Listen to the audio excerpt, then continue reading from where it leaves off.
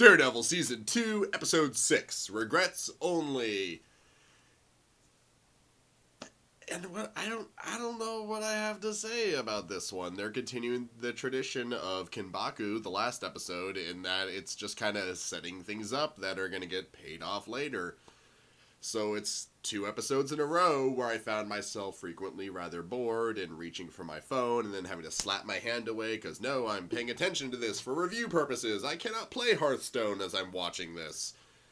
But large chunks of my brain were not engaged in the episode, so my mind frequently wandered and I'd find myself on Facebook on my other monitor for my computer or looking at Twitter or something and then going, oh god, need to pay attention, and I didn't miss anything because nothing happens.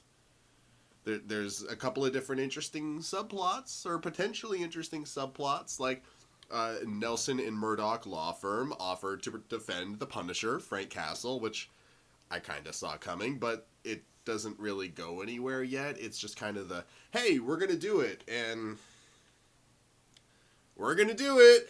Hey, there's a cool scene between the Punisher and Karen, but it's really just Karen describing the Punisher's house to the Punisher. So even though, it's emotional, it's not really engaging because she's just recounting exactly what we saw an episode or 2 ago. There's nothing else really to it. It's just Frank getting a nice little moment as he hears about the house that he hasn't seen in years, and us reacting in that way of, oh, I understand how you're feeling right now, Frank.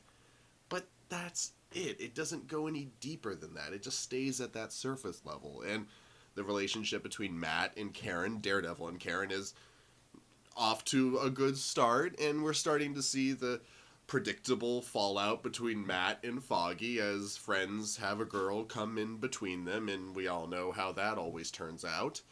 And then there's Matt and Elektra doing things that nobody gives a shit about. I mean, it's something about Elektra going up against the Yakuza, but it's very dense, it's hard to get engaged with, and we really don't care that much because the story we're invested in, we the audience, is the story of the Punisher in this season.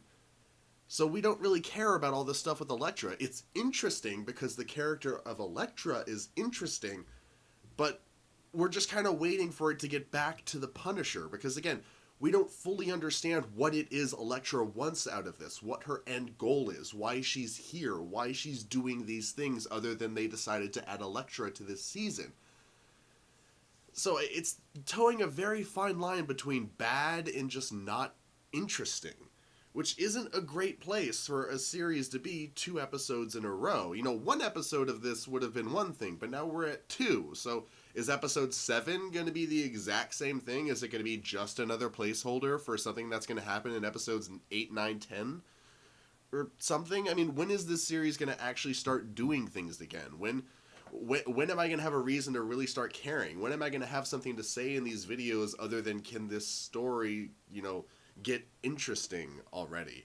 Or it actually start doing things other than just playing with interesting concepts. Playing with interesting concepts isn't enough. You actually need to do things. Your characters need to be growing.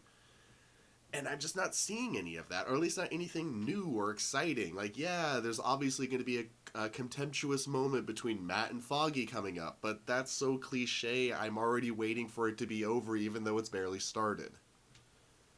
So yeah, I'm gonna finish the season, obviously, but at this moment in time, I'm not too particularly thrilled with it. It started out great, but it's petering out pretty quickly here.